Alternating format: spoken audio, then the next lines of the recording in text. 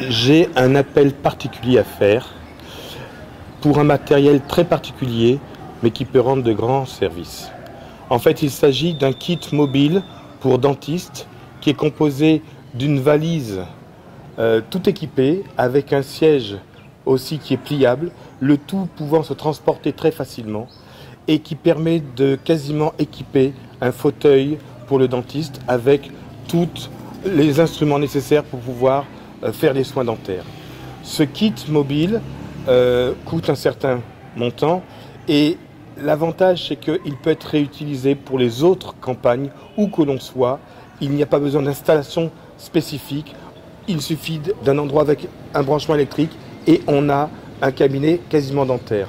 Or, pour mémoire, je rappelle que lors de la dernière campagne au Congo, le dentiste arrivait à extraire 90 à 110 dents par jour, tant l'évolution des caries était prononcée qu'on ne pouvait pas faire autrement que de les enlever.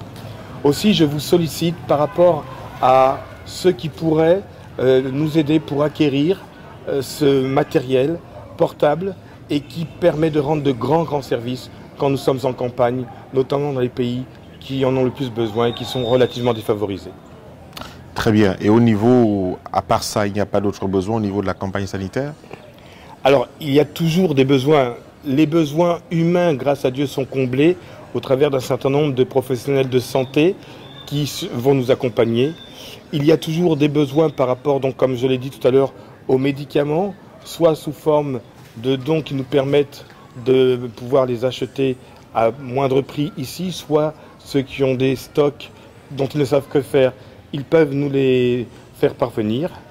Et il y a une autre dimension, c'est que à terme, il y a un certain nombre de frères et de sœurs qui sont chirurgiens.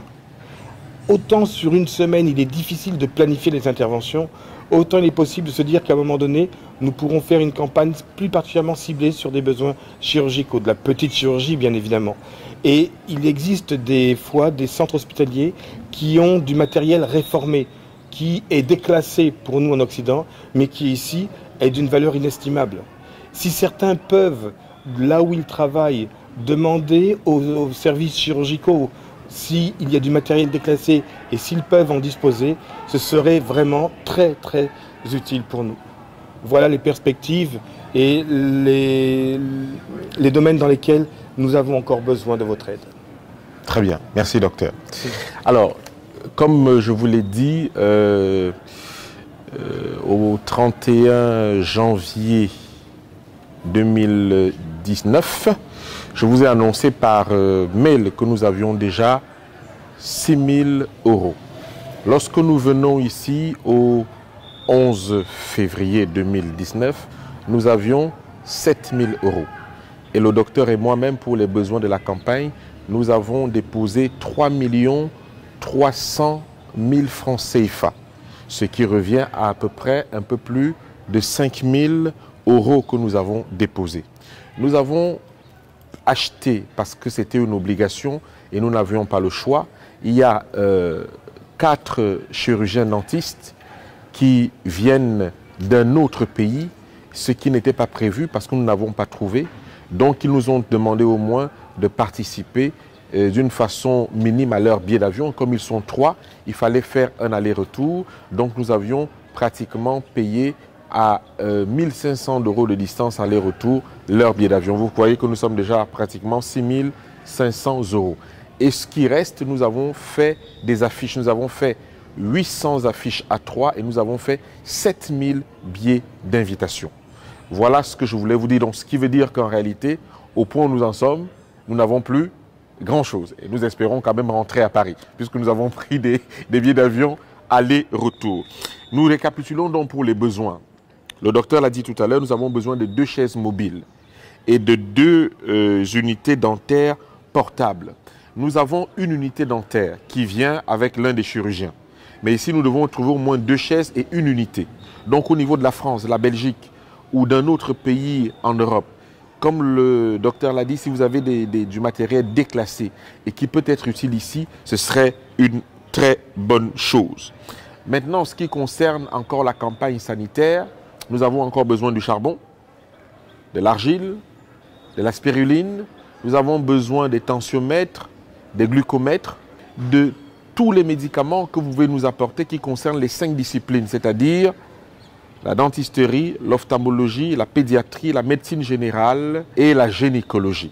Nous pouvons également dire qu'au-delà de ces 5 disciplines, nous avons la naturopathie qui entre également en jeu dans cette campagne. Et nous vous avons dit que prochainement, nous serons à 60% de nos campagnes sanitaires. Nous avons également des kinés qui seront là. Nous avons également des psychologues qui seront là. Autant mieux vous dire que nous allons faire une campagne sanitaire exceptionnelle, malheureusement, qui demande beaucoup de moyens. Au moment où je vous parle, nous avons pratiquement 9 nationalités qui ont répondu à l'appel pour venir nous rejoindre ici au Togo. Et nous pouvons dire gloire à Dieu. Et sans compter les personnes sur place, c'est-à-dire les médecins sur place qui sont togolais. Donc si on ajoute le Togo, nous sommes pratiquement représentés à 10 nationalités. Nous devons encore assurer maintenant le transport de tout ce que vous allez nous donner, ce qui n'est pas encore fait et nous n'avons plus de moyens. Ce transport doit être fait des médicaments, des kits, des vêtements, des chaussures, bref, les livres de l'esprit de prophétie. Nous n'avons pas de moyens de transporter tout cela. Ça devrait se faire par conteneur ou par avion. Le temps passe très vite et il nous reste très peu de temps. Nous sommes en train de chercher des bus médicalisés, comme vous nous avez permis de les avoir au Congo. Nous sommes en pourparlers, nous ne savons pas combien ça va coûter, mais nous avons déjà commencé à discuter. Lorsque nous aurons plus d'informations, nous vous dirons, mais il nous faut au moins entre 2 et 3 bus médicalisés, si je ne me trompe pas. Nous avons également un autre point à régler, c'est qu'au-delà des médicaments que vous allez nous donner, nous sommes contraints, voire obligés, de faire un stock de médicaments sur place. Donc ça aussi, nous sommes en discussion avec les firmes pharmaceutiques sur place pour pouvoir nous accompagner par leur présence, par leurs dons, mais aussi par l'achat des médicaments que nous devrions faire. Parce que si nous devrions avoir entre 3 et 4 000 personnes à soigner en une semaine, il faut accompagner ça avec des médicaments. En ce qui concerne la campagne d'évangélisation, nous y sommes encore.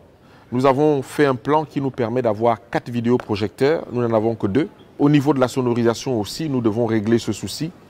Et au niveau de la transmission, c'est-à-dire pour que vous puissiez suivre en direct ce qui va être fait au Togo, le matin et le soir, nous avons également souscrit à un abonnement, mais ce n'est pas encore finalisé parce que nous ne sommes pas encore sûrs du débit. Le fait que beaucoup de personnes ont répondu à l'appel, la Fédération du Togo avait planifié 15 personnes, mais nous sommes déjà plus d'une trentaine. Ce qui fait que le budget s'est encore décalé vers le haut. C'est très indépendant de notre volonté, mais c'est bien lorsque les frères et sœurs répondent à l'appel pour soigner des âmes au nom de Jésus-Christ. Bref, il y a encore beaucoup de demandes, beaucoup de besoins à supporter. Ça, c'est sans compter les imprévus. Ça, c'est sans compter les petites difficultés qu'on peut rencontrer ici et là. Ça, c'est sans compter le fait qu'on va rencontrer une sœur ou un frère qui n'a pas mangé depuis 2 jours, 3 jours, il faut l'aider. Ça, c'est sans compter qu'on va peut-être rencontrer des orphelins. Bref, toutes ces choses-là, c'est ce qui se passe depuis 2011. Je voudrais donc déposer ça avec le docteur Nanette sur votre cœur, comme vous l'avez fait depuis 2011 avec nous, de pouvoir encore nous soutenir sur ce projet, de pouvoir prier pour ce projet, de pouvoir nous envoyer les moyens. Si vous ne pouvez pas acheter des médicaments, envoyez surtout pour le charbon, la spiruline ou même l'argile verte. Vous pouvez envoyer, on va s'en occuper pour acheter. Vous connaissez notre numéro de compte pour faire des virements si vous le souhaitez.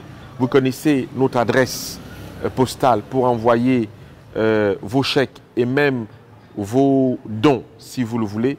Je vous présente également le compte participatif que nous avons créé. Si vous voulez également nous aider à partir de ce compte-là, nous remercierons le Seigneur pour vous. En tout cas, la Bible déclare que Dieu n'est pas injuste pour oublier votre travail. Et je sais que Dieu bénira toutes les personnes, comme il a fait depuis 2011, qui ont prié, qui ont participé, qui nous ont envoyé quelque chose, parce que c'est en votre nom que nous sommes ici. Que la paix soit avec vous, alors que les événements de la fin des temps se précisent pour nous tous. Mettons nos biens, mettons nos âmes en sécurité dans le lieu très saint. À très bientôt.